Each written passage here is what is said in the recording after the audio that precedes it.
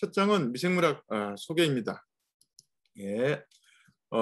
이 시간에는 미생물학이 뭐냐, 그 다음에 미생물은 어떻게 생긴 거냐, 그 다음에 미생물학이라고 하는 학문은 어떤 역사를 가지고 있는가에 대해서 알아보도록 그렇게 하겠습니다.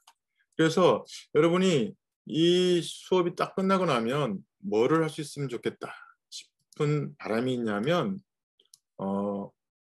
미생물학 배우는 이유가 뭐지?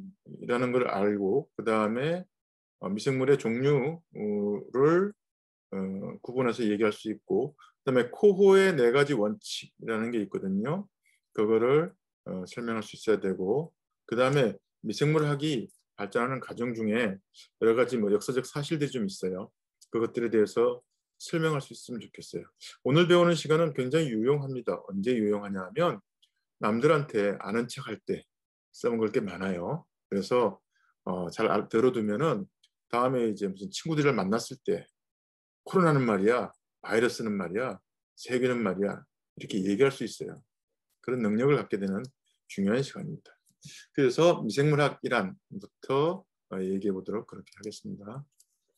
미생물 그러면 한자로 보세요. 미생물 작다는 뜻이거든요. 생명체인데 아주 작은 생명체다 이런 말이에요. 미생물.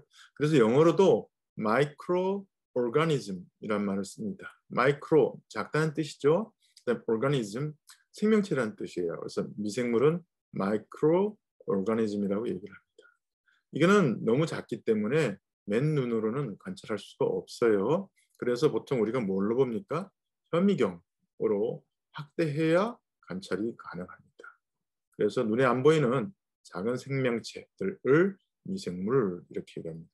거기에는 여러 가지 종류가 있는데 그 중에서도 밑에서부터 보면 요새 한참 말들이 많은 바이러스. 바이러스는 여러분들 옛날에 배울 때 이게 생명체냐 아니냐, 살아있는 거냐 아니냐 이런 말들이 좀 있었어요. 여러분들 초등학교 생물 시간에 바이러스는 뭐 생물과 무생물의 중간이다 이렇게 배웠을 것 같은데 아직도 말들이 많긴 하지만 어쨌든 바이러스는 감염을 시키고 나면 숙주세포를 감염시키고 나면 자손들을 만들어내잖아요. 그런 특징들이 있어서 저는 생명체에 가깝다고 봅니다. 그 다음에 바이러스는 너무너무 작아서 현미경으로도 관찰할 수가 없기 때문에 우리가 전자 현미경이라고 하는 현미경으로 수만 배 확대해야 겨우 그 형태를 알 수 있는 걸 바이러스라고 그러고요. 복수로는 바이러시스라고 영어로 씁니다. 그 다음에 세균. 세균은 우리가 영어로 박테리움 이렇게 얘기하는데요. 복수로는 박테리아가 됩니다. 세균에는 우리가 들은 것 중에 뭐가 있죠? 여러분, 대장균, 그 다음에 포도알균 이런 것들이 있어요. 많은 균들이 발견되고 있고 그 균들이 감염병을 일으키는 걸로 알려져 있습니다. 그 중에 옛날에는 세균과는 다르게 분류됐던 리케차 이런 게 있어요. 그다음에 클라미디아 이런 게 있는데 이것도 요새는 세균으로 분류됩니다. 그 다음에 곰팡이. 여러분들 다 하나씩 가지고 있는 무좀, 습진, 그죠? 버짐, 어루러기 이런 게 바로 곰팡이입니다. 곰팡이는 한자로 진균, 진짜 균이라고 진균 이런 말도 써요. 그래서 진균 이꼴 곰팡이, 곰팡이 이꼴 진균인데 영어로 fungus 이렇게 쓰고 복수가 되면 fungi, fungi 이런 말을 씁니다. 여러분 이탈리아 음식 좋아합니까? 이탈리안 레스토랑 가가지고 파스타 같은 거 시킬 때 보면은 메뉴가 이탈리아로 되어 있는데 이렇게 가보면 요 단어 fungi라는 단어를 많이 볼 수가 있어요. 메뉴에 곰팡이를 만들어 파는 건가? 곰팡이 핀 음식을 파나? 그건 아니고요. 이 곰팡이 버섯이란 뜻이에요. 버섯. 여러분 모르셨겠지만 본래 이 버섯이 곰팡이 종류거든요. 그래서 메뉴가 그렇게 붙어 있으니까 혹시 레스토랑 가서 이 단어를 발견하면 아는 척을 하십시오. 이 균은 말이야 미생물의 하나인데 이렇게 얘기할 수 있습니다. 곰팡이랑 같은 거야 라고 얘기하면 됩니다. 그 다음에 또 여러분 생물학 시간에 배웠던 것 중에 뭐 유글레나, 집신벌레, 아메바 이런 거 배웠죠, 그죠? 그 우리가 원생동물 또는 원충 이렇게 얘기하는데 프로토조안이고 복수가 되면 프로토조아. 이것도 우리는 미생물로 분류를 합니다.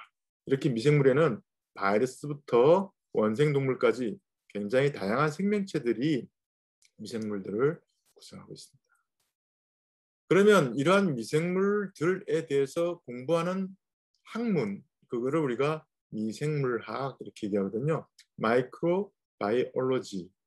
원래 영어 단어에 OLOGY라고 끝에 붙으면 학문을 얘기해요. 머리가 아파오죠.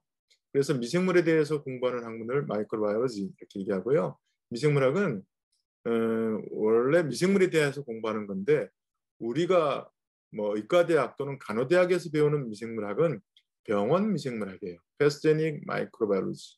우리가 미생물에 대해서 배우는 것도 재미있지만 우리는 의사 간호사가 되기 위해서 공부를 하고 있잖아요. 그러면 사람 또는 동물에 병을 일으키는 미생물, 그걸 우리가 병원 미생물, 패스제닉 마이크로 오르가니즘이라고 얘기하거든요.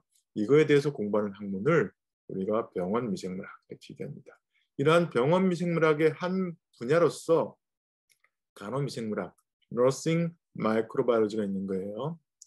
너싱 마이크로바이올로지는 간호사로서 임상 업무를 수행하는 데 있어서 필요한 미생물학 지식들을 습득하는 목적으로 개설된 과목이 간호미생물학 되겠습니다. 그 다음에 이렇게 미생물에 대해서 배우는 것도 재미있고 필요하지만 이 미생물이 우리 몸속에 들어왔을 때 우리 몸이 나타내는 반응, 그걸 우리가 면역 반응 이렇게 얘기하잖아요. 그 면역 반응에 대해서 공부하는 학문을 우리가 면역학, 임뮤놀로지 이런 말을 씁니다. 그래서 차곡차곡 배워갈 겁니다. 자, 미생물은 여러 종류가 있다라고 들었고, 그럼 이 미생물 어디서 왔을까 하는 이제 궁금증이 생길 수가 있어요. 지구보다 미생물이 더 빨랐을 수도 있겠다 라는 얘기를 요새 하기도 합니다. 이번에 화성에 화성 착륙선이 하나 도착했죠, 그죠? 지난주에. 그래가지고 탐사 활동을 시작하는데 그 탐사 활동의 주된 임무가 화성에 생명체가 있느냐 없느냐 뭐 이런 거를 찾아보고 있어요. 그 다음에 우리는 지구에서 발견된 화석 중에 화성에서 떨어진 걸로 생각되는 운석들도 있거든요. 그래서 우주로부터 생명체가 왔을 수도 있다는 생각을 하긴 해요. 하지만 지금까지의 증거로는 지구가 생긴 다음에 지구에 물이 만들어지고 그 다음에 그 원시 지구에서 여러 가지 화학 물질이 생겨나고 그 다음에 RNA가 생기고 그 다음에 DNA가 생기고 그 다음에 단백질이 생기고 이런 식으로 생겼을 거라고 생각을 하고 있거든요. 그래서 미생물은 이 이후에 생겼다라고는 일단 생각하고 있어요.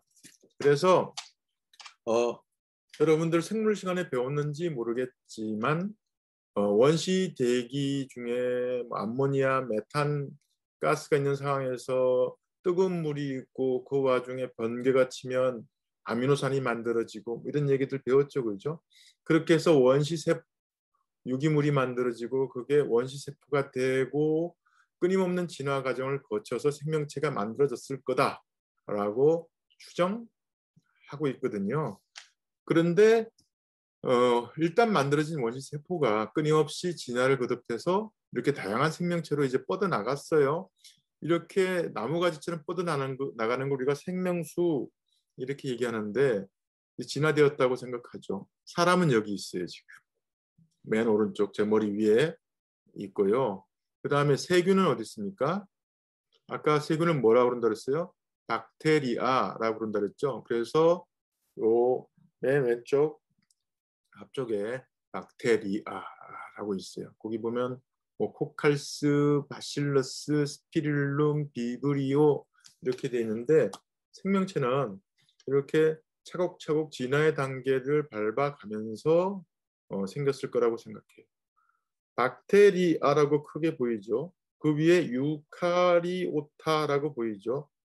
그 위에 아르케아라고 보이죠.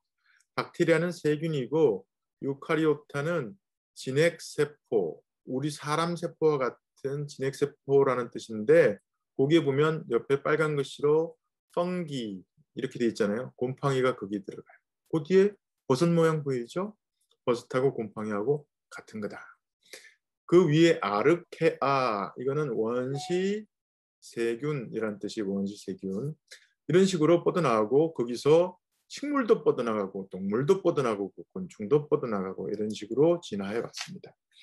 이러한 진화의 단계 또는 유전적인 가깝고 먼 이거를 가지고 표를 그린 걸 생명수, tree of life 이렇게 얘기하는데 이 그림 보면 박테리아가 한 덩치를 차지하고 있고 아르케아, 원시세균이라고 했는데 그게 또 한 덩어리를 차지하고 있고 맨 오른쪽에 유카리아, 진핵세포라고 하는 여기 보면 맨 위에 곰팡이, fungi 있고 애니멀, 동물 있잖아요. 우리는 동물에 포함돼.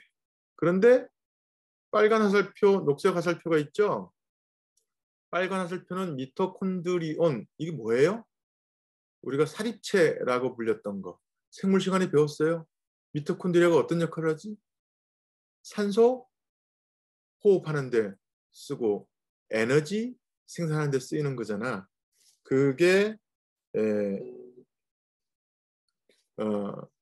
빨간 거를 이렇게 간 이유는 이게 세균이 다른 세균 속에 들어가서 공생관계를 이루고 있다고 생각하는 거예요. 그래서 미토콘드리아는 공생관계에 있는 걸로 생각하고 있어요. 그 다음에 그 밑에 클로로플라스트, 이건 뭐야? 엽록체예요, 엽록체. 엽록체는 뭐죠?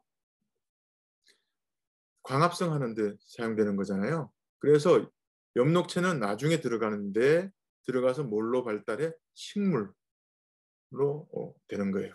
그렇게 해서 우리가 생명체가 어디서 왔나? 원시 자연에서부터 왔다라고 생각하죠. 그 다음에 우리 같은 고등생물이 생길 때까지 생명체들은 어떻게 발달되어 왔나? 공생관계를 유지하면서 조금씩 진화해 가면서 왔다.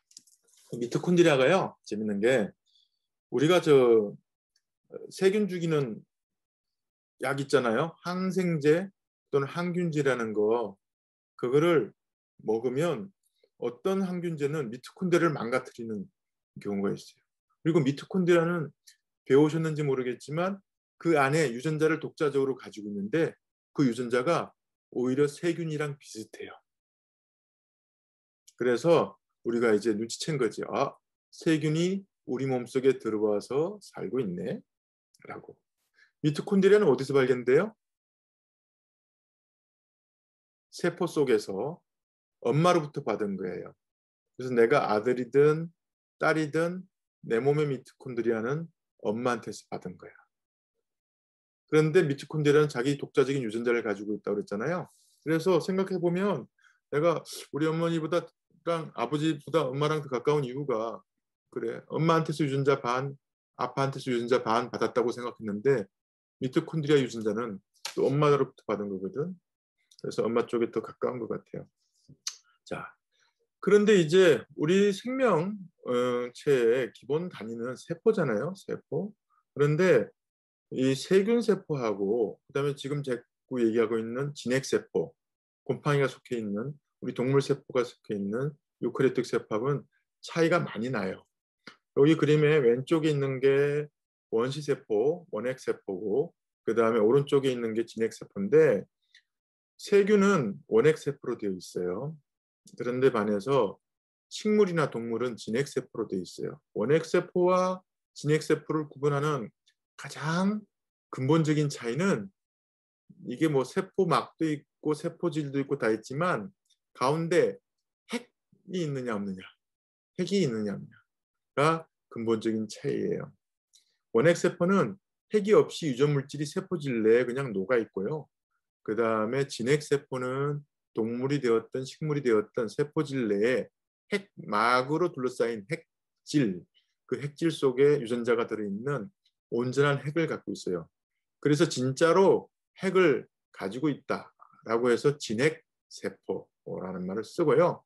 동물 세포에서는 아까 얘기한 것처럼 미토콘드리아가 발견이 되고요. 그 다음에 식물 세포에서는 미토콘드리아도 발견되고 그 다음에 엽록체도 발견돼요. 어떻게 따지면 진화론적으로 보면 식물이 동물보다 한 단계 더 진화한 거다라고 생각할 수 있어요. 실제로 그렇지. 물하고 태양만 있어도 식물들은 먹고 살 수 있으니까. 그런데 사실은 동물은 식물 없이는 먹고 살 게 없어서 못 살죠. 그래서 그런 관계들이 유지되고 있습니다.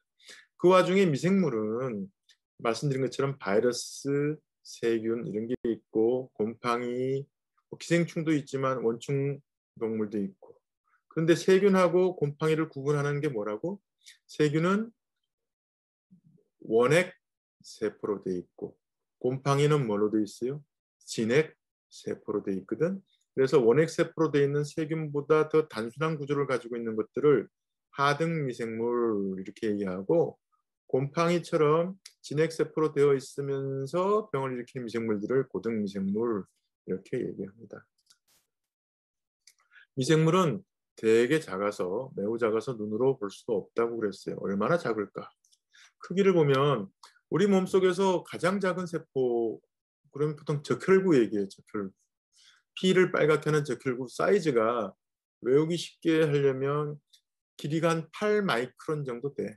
그리고 성숙한 백혈구는 여러분 배워서 아시겠지만 핵이 없습니다. 그죠?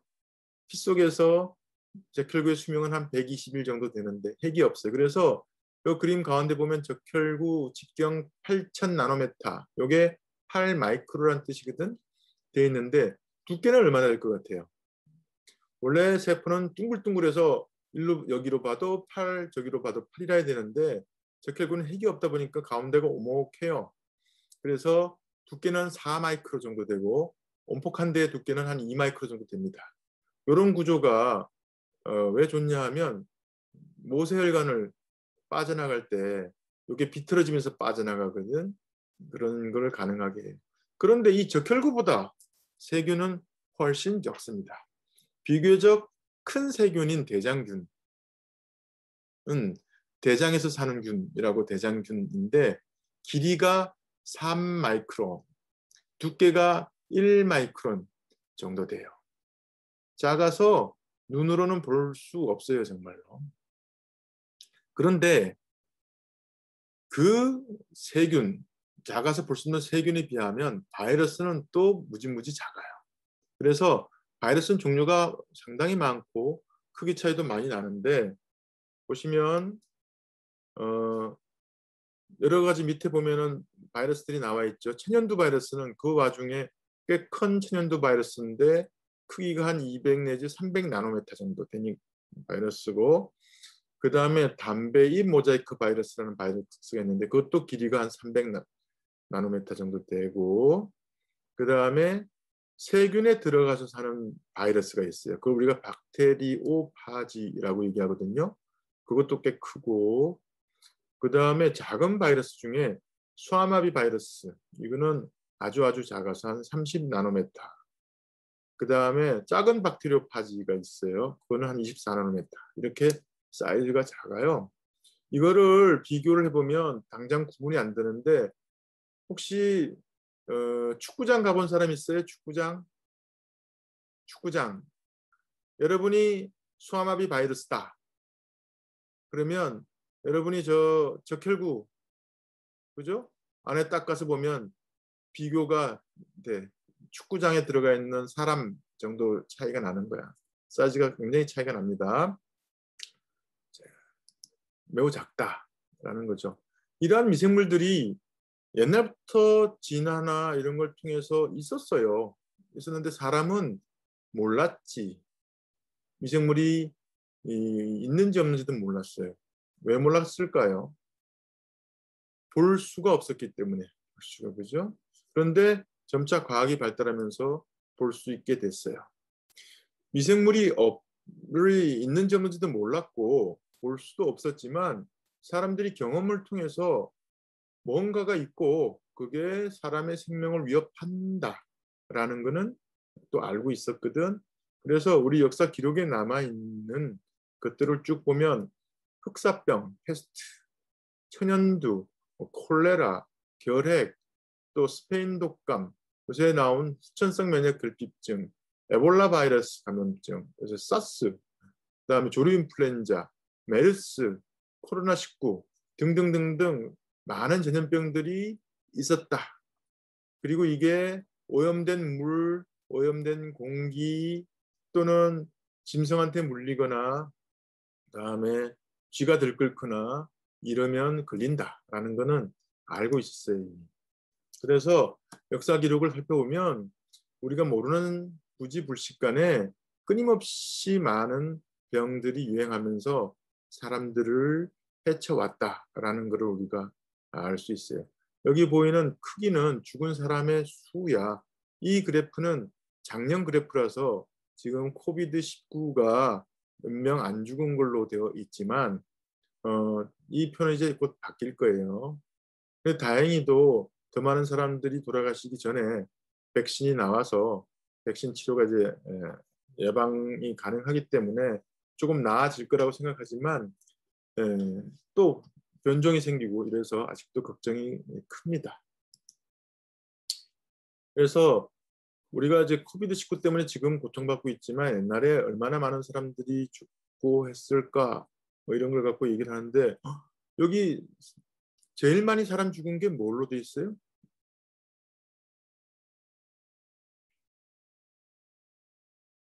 이거 이제 패스트일 텐데 여기 보시면 56 밀리언이니까 560만 아니 5,600만이죠 전체 600만. 이거 천연두로 죽은 사람들의 수야. 그 다음에 스페니시 플루 이거는 뭐냐 하면은 스페인 독감. 그 다음에 플라그 오브 저스티니안이라고 되어 있는 거는 이거는 패스트, 흑사병 뭐 이런 식으로 되어 있어요. 흑사병은 여러 번 퍼졌을 거로 생각하는데 실제로 그게 진짜 흑사병이었는지 아니면 지금처럼 혹시나 코로나였는지 지금 알 수 없는 상황이 됐어요.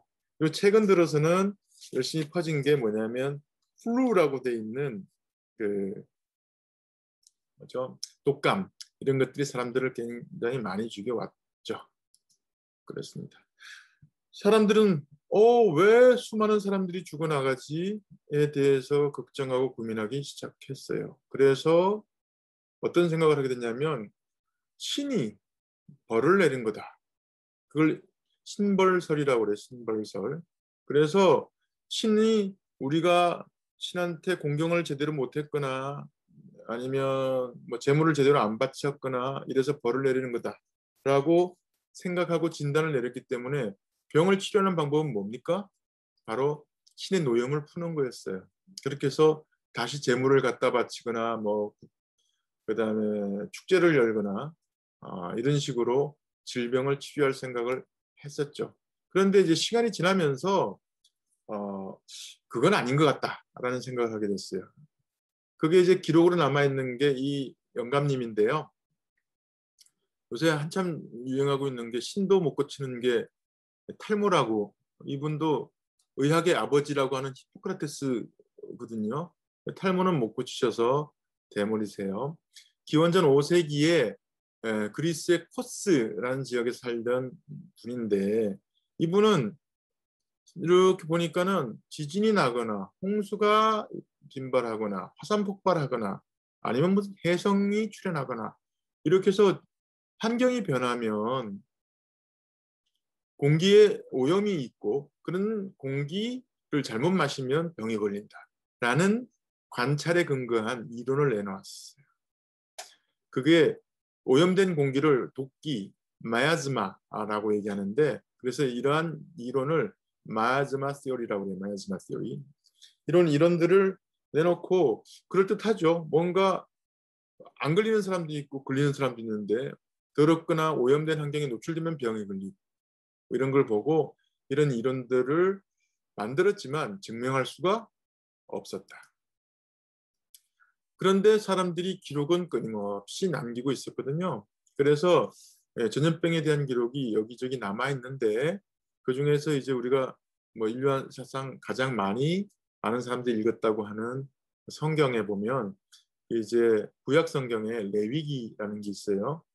그 레위기 13장에 그러니까 레위기는 어떤 거냐면 우리가 뭐 창세기, 출애굽기, 그다음에 신명기, 민수기, 레위기 이거를 모세, 오경 이렇게 얘기한다고 그러는데 레위기는 레위 부족이 이집트에서 탈출해서 자리를 잡은 다음에 자기들끼리 앞으로 어떻게 살자라고 하는 약속을 적어 놓은 거예요. 거기에 이 보건 환경과 관련된 기록들이 있는 거거든. 질병과 관련된. 거기 보면 이런 게 있어. 이게 이제 뭐냐면 나병에 대한 건데 기록된 걸 보면 나병이 전염병이 있다라는 거를 그때도 알고 있었다라는 거예요. 접촉에 의해서 나병이 전파된다라는 걸 알고는 있었다. 뭐가 접촉을 일으키고 병을 옮기는지는 몰라도 이런 질병이 접촉을 통해서 간다라는 거를 이미 알고 있다는 걸 우리가 간접적으로 알 수가 있어요. 그리고도 우리 역사상 기라성 같은 많은 사람들이 나타나서 전염병의 원인이 뭐다 하는 것들을 생각을 하고 있었는데 이제 기원전 2세기에서 1세기 되면 바로라는 사람이 있었는데 책에다가 적었어. 접촉 감염은 보이지 않는 작은 생물체가 일으키는 거다. 근데 증명을 해봐. 증명을 할 수가 없었죠. 그 다음에 13세기 한참 뒤죠. 베이컨이라는 사람은 보이지 않는 살아있는 생물이 질병을 일으킨다 라고 또 주장을 했지만 증명할 길이 없었어. 그 다음에 1546년이면 16세기니까 지금부터 이제 얼마 안 되는 건데 프라카스토로토리우스라는 사람이 있는데 이 사람이 이제 매독이라는 병이 있어요. 매독은 어떤 병이냐면 성병이야, 성병. 그런데 성병은 성적 접촉으로 생기는 병이잖아요. 그러니까 성병을 전파하는 경로를 우리가 알 수가 있어. 거꾸로 찾아보면. 우리가 지금 같은 코로나도 막 역학조사를 하면은 누구한테서 감염됐는지를 알 수가 있지만 성병은 더 찾아보기 쉽잖아요. 이렇게 찾아보면서 이거 접촉에 의해서 살아있는 미생물이 감염시키는 거야 라고 주장을 했지만 원인을 증명할 수는 없었어요. 그러던 차에 최초로 미생물을 관찰한 사람이 나타납니다. 그 사람이 누구냐면 레벤 후크예요. 안톤 반 레벤 후크라는 사람인데 이 사람 네덜란드 사람이고 의사도 아니고 과학자도 아니고 그냥 장사하는 사람인데 취미 생활이 뭐였냐면 유리 가공을 해가지고 조그만 현미경을 만드는 사람이에요. 그래서 1660년쯤에 240배로 확대할 수 있는 현미경을 제작해서 이것저것 관찰을 시작했어요.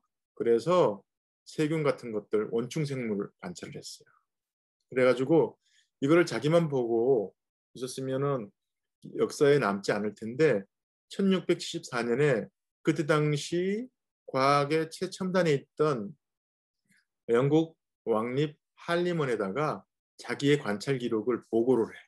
그래서 역사상 처음으로 눈으로 확대는 했지만 미생물들을 관찰하고 그게 있다라는 것을 알려준 사람이 누구? 레벤 후크다.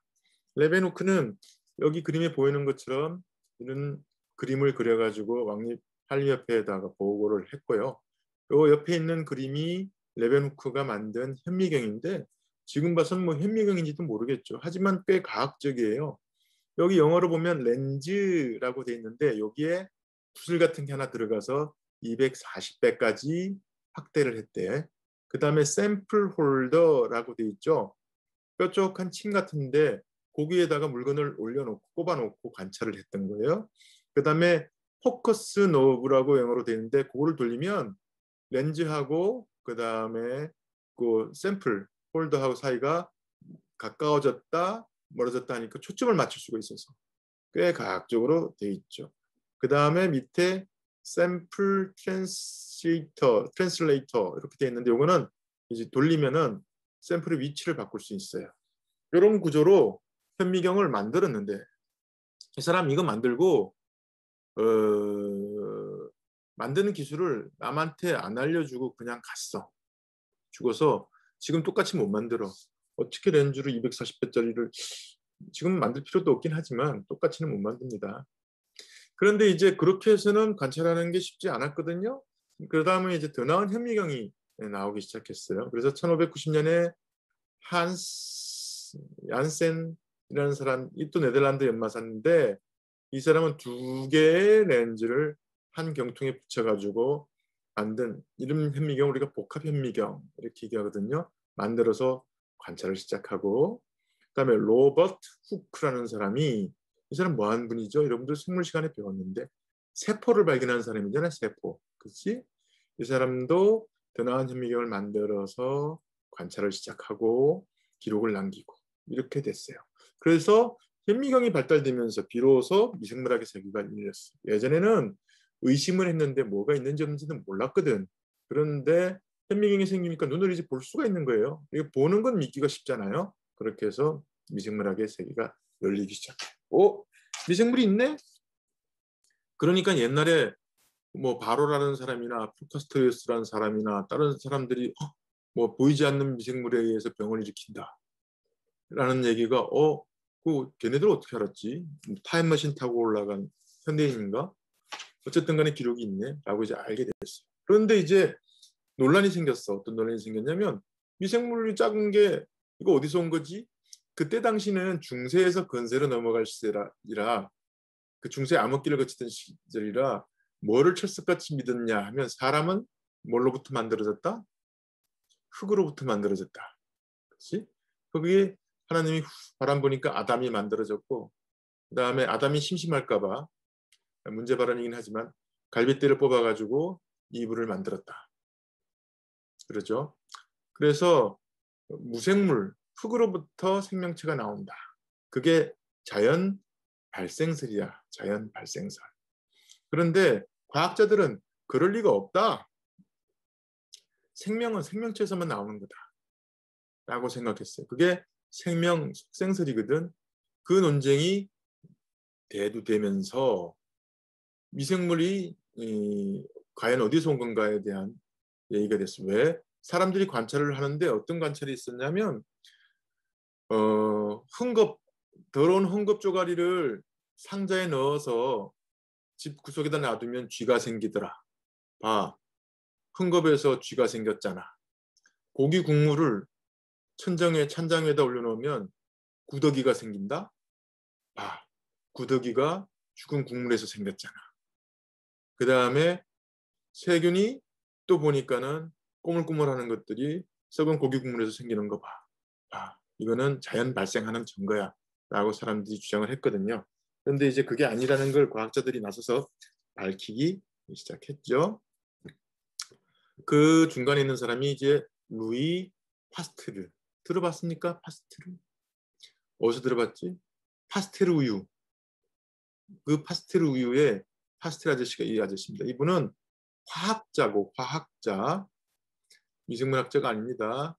프랑스 사람인데 이 양반이 포도주 연구를 했어요. 포도주. 프랑스가 포도주로 유명하잖아. 포도주는 효모균에 의한 발효로 술이 만들어지는 과정인데 어떻게 하다 보면 술 맛이 나빠지거든. 그러니까 포도주 주인들이 그때 당시에도 유명했던 파스테르 아저씨한테 부탁을 해서 왜 이렇게 포도주 맛이 나빠지는지 이유 좀 알아주세요. 라고 부탁을 했더니만 연구를 했어.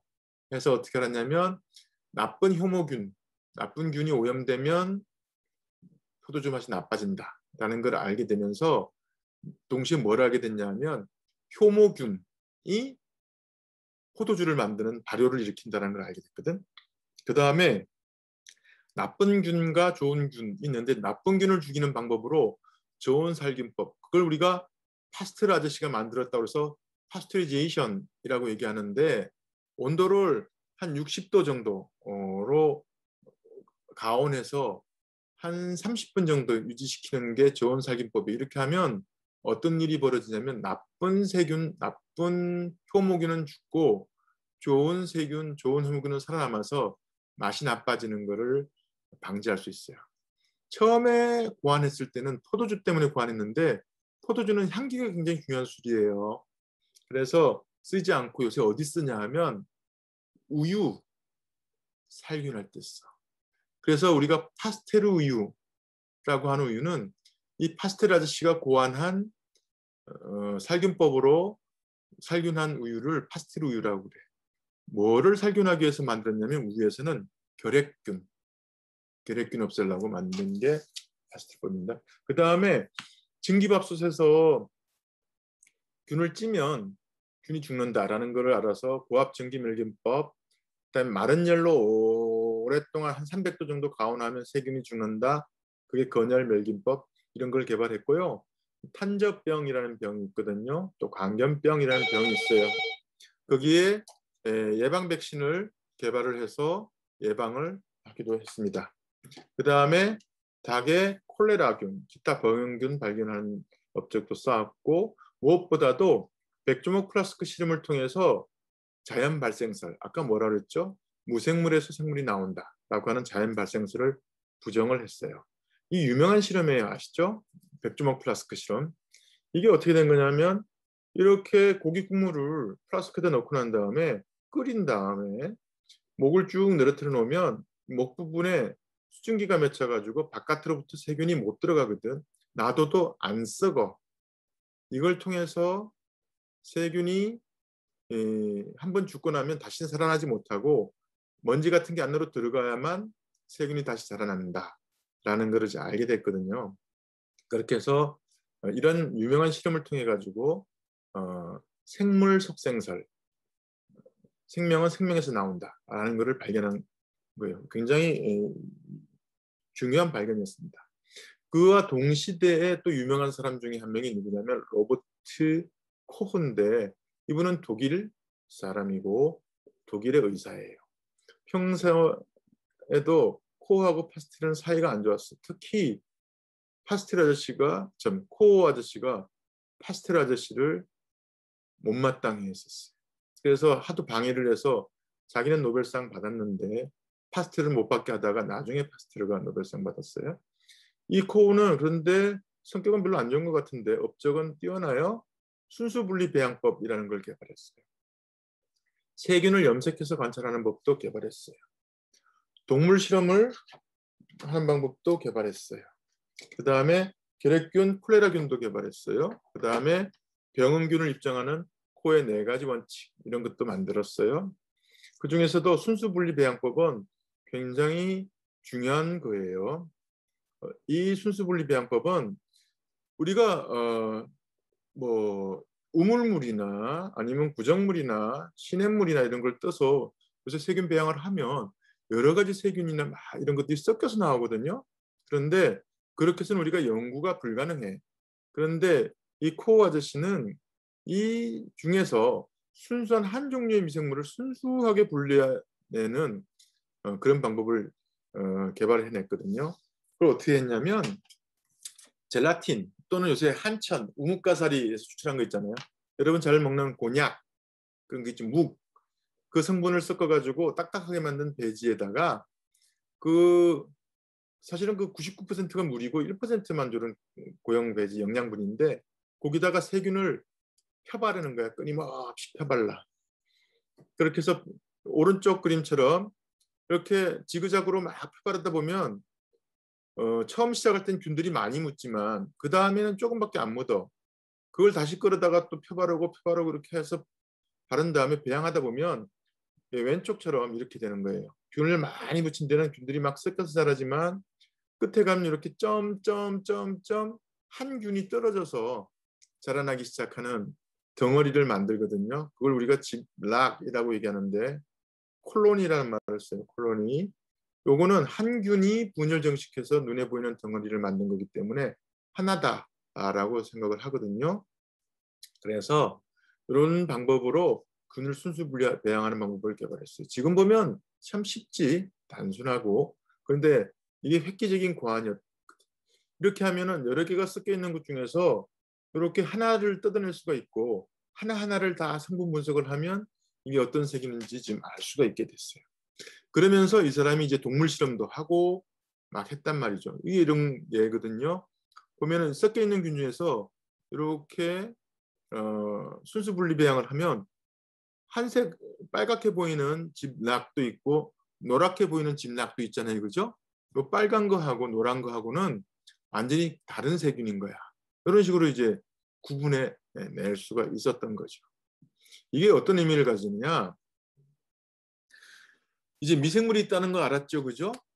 그 다음에 미생물이 병을 일으킬까 안 일으킬까 궁금해지기 시작했거든. 그래서 그 연구를 하는데 이게 잘 먹히게 됐어요. 그래서 코 아저씨가 동물 실험을 통해 가지고 미생물이 병을 일으킨다. 그걸 우리가 질병 미생물설이라고 하는 질병 미생물설 이거를 만드는 데 계기가 됐는데 이런 거예요. 어떤 이제 균을 우리가 하나 뽑아냈지 그거를 동물한테 주사를 해. 그런 그 동물이 병에 걸리고 죽거나 병에 걸려. 그러면 그 동물에서 다시 균을 뽑아내면 똑같은 균이 나와야 돼. 그죠? 그 나온 균을 다시 다른 동물에다 주사를 하면 또 똑같은 병이 걸려야 돼. 그 다음에 다시 그렇게 해서 병이 걸린 동물에서 균을 뽑아내면 똑같은 균이 나와서 배양이 가능해야 돼. 무슨 얘기인지 알겠죠? 그죠? 뭐 단순한 거야. 그런데 반드시 그래야 돼. 예를 들어서 무슨 얘기냐면 한 동물에서 균을 뽑아가지고 딴 동물에 놨는데 이 동물은 이 병이 걸리고 저 동물은 저 병이 걸리고 이러면 안 되겠지. 그 다음에 비슷한 병이 걸려 있는데 균을 뽑았지만 이 동물에서는 이 균이 나오고 저 동물에서는 저 균이 나오면 안 되겠죠. 그렇게 해가지고는 우리가 특정 감염병의 원인이 특정 미생물이다라고 얘기할 수가 없어요. 그래서 코어가 만든 이 원칙, 네 가지 원칙은 뭐냐면 특정 병원균이 특정 병을 일으킨다라고 얘기하고 싶을 때는 이런 원칙을 충족시켜야 된다. 그게 코어의 네 가지 원칙이야. 정리하면 어떤 병원균은 질병을 앓고 있는 환자나 동물에서 반드시 발견돼야 돼요. 두 번째로 그렇게 해서 발견된 미생물을 순수 분리 배양했으면 분리가 돼야 돼. 그거를 분리 배양해가지고 키워서 다시 실험동물에다 주사를 하면 똑같은 병이 생겨야 되고 다시 거기서 병균이 나와야 되고 이게 이 방법을 통해서 정말로 많은 세균들이 병을 일으키는구나 어떤 병을 일으킨다라는 게 이제 밝혀졌어요. 그런데 문제는 있어요. 왜냐하면 이게 꼭 안 이렇거든. 꼭 안 이렇다는 게 뭐냐면 이게 바이러스 같은 경우는 여기서 이제 확인할 수도 없었겠죠. 그 다음에 세균 중에서 병은 일으키지만 분리 안 되는 것들도 많아요. 분리는 돼도 배양이 안 되는 것들도 많아요. 그러면 이 원칙을 다 충족시키는 건 아닙니다. 하지만 당시로서는 이 원칙에 따라서 연구를 통해서 많은 세균들, 병을 일으키는 병원성 미생물들이 확인되고 관찰되었다라는 거죠. 그렇게 해서 미생물들이 있고 그 미생물들이 병을 일으킨다라는 게 확인되고 관찰됐어요. 그 다음 단계는 뭐예요? 이제? 원인을 알았으면 치료를 해야지, 그죠? 치료. 그래서 치료 방법들을 찾기 시작했어. 그게 이제 17세기가 딱 되면 유럽에 매독이 돌기 시작해요. 임진왜란이 언제 일어났죠? 혹시 여러분 압니까? 1500 임진왜란이 1592년 1592야. 이거 안 배웠어요. 저는 초등학교 때 배웠는데 한 번 배우고 안 까먹었는데 선생님이 외우기 편하게 외우라고 그러면서 일본 놈이 오거든 구두발로 차라. 그래서 1592 안 잊어먹어야지. 임진왜란은 언제? 1592년. 그러면 그보다 100년 전이면 언제? 1492년. 그때는 무슨 일이 있었습니까? 콜럼부스가 신대륙을 발견했습니다. 1490. 이것도 이제 안 잊어먹을 수 있어. 그것보다 100년 전이면 언제? 1392년. 1392년에는 무슨 일이 있었습니까? 이성계가 조선을 개국했습니다. 그러니까는 딱 조선 개국한 지 200년 만에 임진왜란이 일어났죠. 말씀하고 싶은 거는 1492년이면 15세기거든. 그때 콜럼버스가 신대륙을 발견한 다음에 신대륙에서부터 매독이라는 병이 유럽으로 퍼져나오기 시작했는데 많은 사람들이 매독에 걸렸어요. 이거 피부병이기도 하고 성병이기도 하고 뇌에도 가고 막 이렇거든요. 그런데 그걸 치료하기 위해서 이 사람들이 뭐를 했냐면 수은 훈증이라는 걸 했어. 제 머리 왼쪽에 있는 요 그림 보면 통 속에 사람이 들어있잖아. 밑에서 수은을 끓이면 수은 가스가 나오는데 그 가스를 이렇게 마시는 게 아니라 피부로 흡수시키면 병이 좀 낫기도 하고 그랬었나 봐. 하지만 결과적으로는 수은 중독으로 사람이 죽게 되는 뭐 그런 상황이 벌어졌는데 사람들이 빨리 이 매독을 좀 치료를 하고 싶었어. 이거 성병이거든. 그래서 깔끔하게 살면 되는데 또 그건 안 됐나 봐. 그러던 차에 독일에 지금은 독일에서 유로화를 쓰지만 이건 마르크화에 있던 그 표면에 있습니다. 우리나라는 세종대왕 아니지 율곡이 태계이황 이런 분들이 돈에 올라가지만 이건 독일 돈의 이제 과학자 폴 에럴히라는 분인데 이분이 매독을 치료하는 약을 만들어야 되겠다라고 생각을 하면서 약을 만드는데 어떤 약을 만들었냐 하면은 저 약이요. 그러니까 어떤 생각을 했냐면 어떤 독물질을 화합물을 계속 만들면 사람한테는 그러니까 독성이 없고 미생물한테만 독성이 있는 거를 만들 수 있겠다 싶은 생각을 했어. 그거를 이름을 선택 독성이라고 그러거든요. 선택 독성, selective toxicity. 마법의 탄환 이런 말 쓰는데 총을 땅 쏘면 사람 사이를 확 비켜서 표적에 딱 맞는 이런 것처럼 선택 독성. 그러면서 진짜로 왜 사약이 넣는다고 하는 비소 있잖아요. 비소. 그 비소 화합물을 계속 합성을 해. 그래가지고 606번째 합성한 그 물질, 그게 살바르산이라고 밑에 돼 있는데 그게 매독에는 효과가 있고 그 다음에 사람한테는 독성이 별로 없다라는 걸 알게 돼서 매독 치료제를 개발하게 됐어요. 이게 중요한 게 뭐냐면 생각을 하고 약을 만든 거거든. 그래가지고 진짜로 화학물질로서 미생물을 죽이는 그런 항미생물 화학요법제라고 그러는데 이거를 생각을 하고 개발해낸 아주 대단한 저거예요.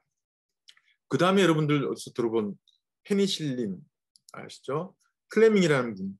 이분은 우연히 이걸 발견했는데 포도알균이라는 균을 키우고 있는데 거기 곰팡이가 내려앉았거든. 그 곰팡이가 페니실리움이라는 곰팡이였는데 그 곰팡이 집락 주변에 보면 이렇게 막 하얀 투명한 부분이 생기잖아. 밑에는 세균이 자라 있는데 위에는 세균이 안 자란 투명대가 생겨. 이걸 보고 뭘 알았냐면 곰팡이가 세균을 죽이는 물질을 생산하네 라는 걸 알게 됐어. 그 물질을 추출했더니 그게 뭐야? 페니실린. 이걸 우리가 항생제라고 얘기해요. 항생제는 생명체가 생산해서 다른 생명체의 생명 현상을 억제하는 말이 고상하지만 다른 세균을 죽이는 다른 미생물을 죽이는 게 항생제야. 그런 현상을 항생작용이라고 그래요. 우리 흔히 어디서 볼 수 있냐면 소나무 밑에 가면 풀이 안 자라. 그죠? 그게 항생작용이야. 세균들도 항생물질을 내고 곰팡이도 항생물질을 내거든요. 이것들을 확인해서 관찰해서 뽑아서 인공 합성했어. 1940년도 초에 했거든.